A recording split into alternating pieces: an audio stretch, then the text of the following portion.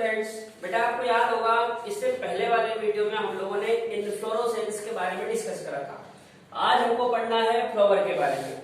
सबसे पहली चीज तो ये जो फ्लावर है ये एक सेक्सुअल ऑर्गन है। कैसा ऑर्गन है? Sexual organ.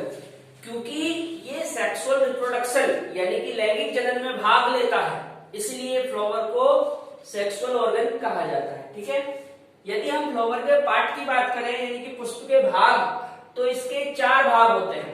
सबसे पहला भाग है कैलिक्स, दूसरा कोरोला, तीसरा एंड्रोशियम और चौथा गाइनोशियम। एक एक करके समझते हैं। जो कैलिक्स है ये सबसे बाहर वाला भाग है। सबसे जो आउटर पार्ट है वो कौन सा है? कैलिक्स। ये जो कैलिक्स है ये सेपल का ग्रुप होता है। क्या होता है? सेपल का ग्रुप। यानी कि जब बहुत सारे सेपल आपस में अरेंज होके एक सर्कल बनाते हैं तो उसे हम कहते हैं कैलिक्स। यदि कोरोला की बात करें तो कोरोला सेकंड नंबर का पार्ट है और ये पेटल्स का ग्रुप है। किसका ग्रुप है? पेटल्स का। जब बहुत सारे पेटल्स आपस में अरेंज होकर एक सर्कल बनाते हैं, एक चक्कर बनाते हैं, तो उसे कहा जाता है कोरोला। यदि एंड्रोशियम की बात करें तो एंड्रोशियम स्टेमेन का ग्रुप है। किसका ग्रुप है? स्टेमेन्स का।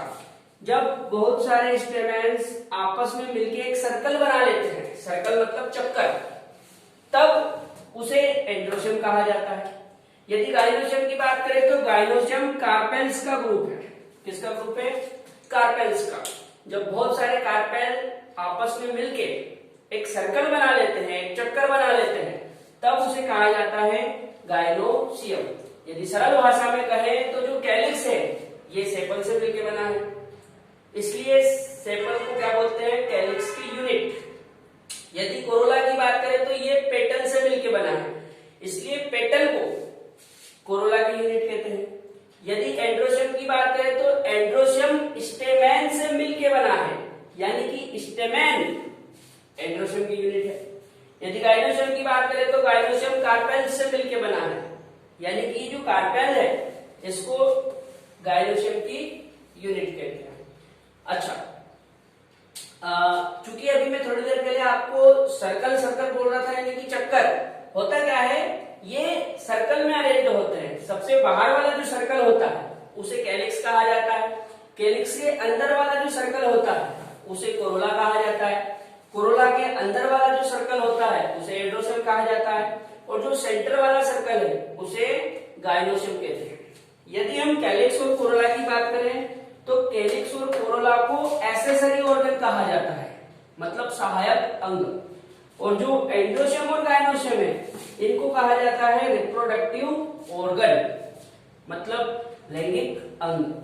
अब हम बात कर लेते हैं टाइप्स ऑफ फ्लावर की। फ्लावर 2 टाइप का होता है। एक तो होता है बाइसेक्सुअल और एक होता है यूनिसेक्सुअल। सुनो होता क्या?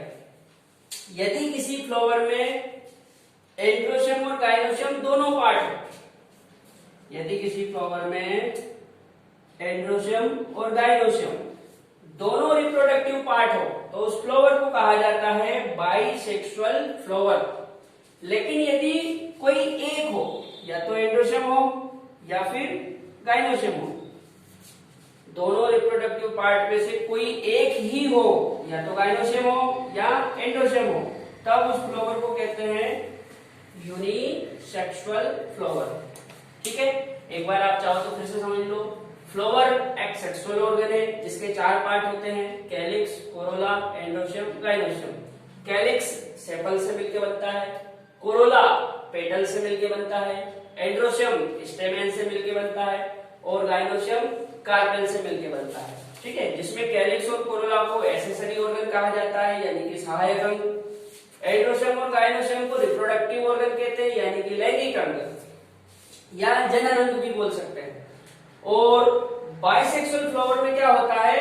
एंड्रोशियम और गाइनोशियम दोनों रिप्रोडक्टिव ऑर्गन होते हैं, लेकिन यूनिसेक्सुअल फ्लावर में दोनों में से केवल कोई एक ही होता है, या तो एंड्रोशियम या फिर गाइनोशियम। ठीक है। अच्छा, अब नेक्स्ट है सिमेट्री ऑफ फ्लावर। यदि फ्लावर की सिमेट्री की बात करें तो फ्लावर में मेनली 2 टाइप की सिमेट्री होती है। एक तो होती है एक्टिनोमॉर्फिक और एक होती है जाइगोमॉर्फिक। एक्टिनोमॉर्फिक क्या होती है समझो, जब किसी फ्लावर को किसी भी रेडियस से डिवाइड करने पे दो इक्वल हाफ हो जाए, जैसे कोई फ्लावर है मान लो, ठीक है, उस फ्लावर को किसी भी रेडियस से डिवाइड करने पे या कट करने पर यदि दो इक्वल हाफ हो जाए, दो बराबर भाग बन जाए, तब हम सिमेट्री को कहते हैं एक्टिनोमॉर्फिक सिमेट्री, और फ्लावर को बोलेंगे एक्टिनोमॉर्फिक फ्लावर। ऐसा मस्टर्ड, धतूरा और चिली में होता है। किसमें होता है? मस्टर्ड, धतूरा और चिली, ठीक है। अच्छा, जो जाइगोमॉर्फिक है इसमें क्या होता है, फ्लावर को केवल किसी एक ही प्लेन से डिवाइड करने पे दो इक्वल हाफ होता है। ये जो जाइगोमॉर्फिक है इसको बायलेटरल भी बोलते हैं। क्या बोलते हैं? बायलेटरल। होता क्या है, जाइगोमॉर्फिक में फ्लावर को केवल किसी एक ही प्लेन से डिवाइड करने पे दो इक्वल हाफ बनते हैं। ऐसा पी, गुलमोहर, बीन और केशिया में होता है। अच्छा, कुछ फ्लावर ऐसे होते हैं कि उनको आप किसी भी प्लेन से डिवाइड करो तो दो इक्वल हाफ नहीं बनते हैं। ऐसे फ्लावर को कहा जाता है एसिमेट्रिकल फ्लावर। इसका एग्जांपल है केन्ना, याद रखना। एक बार और समझ लो चाहो तो, फ्लावर में तीन टाइप की सिमेट्री होती है, एक्टिनोमॉर्फिक, जाइगोमॉर्फिक और एसिमेट्रिक। एक्टिनोमॉर्फिक में किसी भी प्लेन से या किसी भी रेडियस से कट करने पे दो इक्वल हाफ बन जाते हैं। जाइगोमॉर्फिक में केवल एक प्लेन से डिवाइड करने पे दो हाफ बनेंगे, दो इक्वल हाफ। और एसिमेट्रिकल में फ्लावर को आप किसी भी प्लेन से डिवाइड करने पे दो इक्वल हाफ नहीं बना सकते, ठीक है। नेक्स्ट है types of flower on the basis of floral leaves. यहाँ पे फ्लोरल लीव्स का मतलब है कैलिक्स, कोरोला, एंड्रोसोम और गाइनोसम से। ये जो फ्लोरल लीव्स है इसका मतलब किससे है? कैलिक्स, कोरोला और एंड्रोसोम और गाइनोसम से। कैलिक्स, कोरोला, एंड्रोसोम, गाइनोसम आपस में किस तरह से अरेंज्ड है उसके बेसिस पे फ्लावर तीन टाइप का होता है, हाइपोगाइनस, पेरीगाइनस, इपीगाइनस। एक एक करके समझते हैं। सबसे पहला शब्द है हाइपो गाइनस। देखो, हाइपोगाइनस, हाइपो का मतलब होता है नीचे, ठीक है, और गाइनस मतलब होता है गाइनोसियम। यदि बाकी के भाग, जैसे फ्लावर के चार भाग होते हैं, कैलिक्स, कोरोला, एंड्रोसोम और गाइनोसोम, तो गाइनोसियम को छोड़ के बाकी के जो तीन पार्ट है, तीन पार्ट कौन से? कैलिक्स, कोरोला और एंड्रोसोम। कैलिक्स, कोरोला और एंड्रोसोम, यदि ये नीचे है, हाइपो मतलब नीचे, ये जो हाइपो शब्द है ये किसके लिए बोला जा रहा है? कैलिक्स, कोरोला और एंड्रोसोम के लिए। तो यदि कैलिक्स, कोरोला और एंड्रोसोम गाइनोसियम के नीचे है तो फ्लावर को बोलते हैं हाइपोगाइनस फ्लावर। चूंकि कैलिक्स, कोरोला और एंड्रोसोम नीचे है, इसका मतलब गाइनोसियम कहाँ है? ऊपर। इस तरह के गाइनोसियम को सुपीरियर कहा जाता है या सुपीरियर ओवरी भी बोलते हैं, ठीक है। अच्छा, इपी,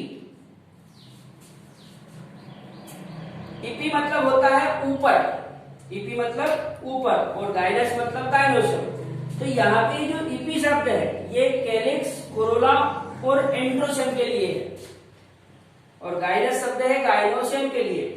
यानी कि कैलिक्स, कोरोला, एंड्रोसोम जब ऊपर हो और गाइनोसियम का हो नीचे। भाई ये एपी शब्द किसके लिए है? कैलिक्स, कोरोला और एंड्रोसोम के लिए। और एपी मीन्स होता है ऊपर, यानी कि कैलिक्स, कोरोला, एंड्रोसोम ऊपर हो और गाइनोसियम का हो नीचे, तो कहा जाएगा एपीगाइनस। अच्छा, चूंकि एपीगाइनस में तीन पार्ट ऊपर है और गाइनोसियम का है नीचे, इस तरह के गाइनोसियम को कहा जाता है इंफीरियर या इंफीरियर ओवरी। पेरी में क्या होता है? पेरीगाइनस में कैलिक्स, कोरोला, एंड्रोसोम, गाइनोसियम चारों ही भाग लगभग सेम पोजीशन पर होते हैं, ठीक है। और जो गाइनोसियम है यानी कि ओवरी वाला भाग, इसकी पोजीशन आधी नीचे होती है और आधी ऊपर होती है, इसलिए हाफ इंफीरियर और हाफ सुपीरियर कहा जाता है। हाइपोगाइनस का एग्जांपल है mustard, China rose and brinjal. Perigynous का एग्जांपल है पॉम, रोज, पिच। एपीगाइनस में guava, cucumber, and ray floret of sunflower. एक बार फिर से समझ लो, हाइपो, पेरी, एपी, ये तीनों शब्द किसके लिए यूज किए जा रहे हैं? कैलिक्स, कोरोला और एंड्रोसम के लिए। यदि कैलिक्स, कोरोला, एंड्रोसम नीचे हो तो बोलेंगे हाइपोगाइनस, यदि कैलिक्स, कोरोला, एंड्रोसम ऊपर हो तो बोलेंगे एपिगाइनस, और यदि सेम पोजीशन हो तो पेरीगाइनस। ठीक है, यहाँ पे मैंने आपको फ्लावर के बारे में और फ्लावर के पार्ट्स के बारे में बेसिक चीजें समझा दी है। अब हम नेक्स्ट वीडियो में एक एक करके कैलिक्स, कोरोला, एंड्रोसम और गाइनोसम के बारे में डिटेल में पढ़ेंगे। ठीक है।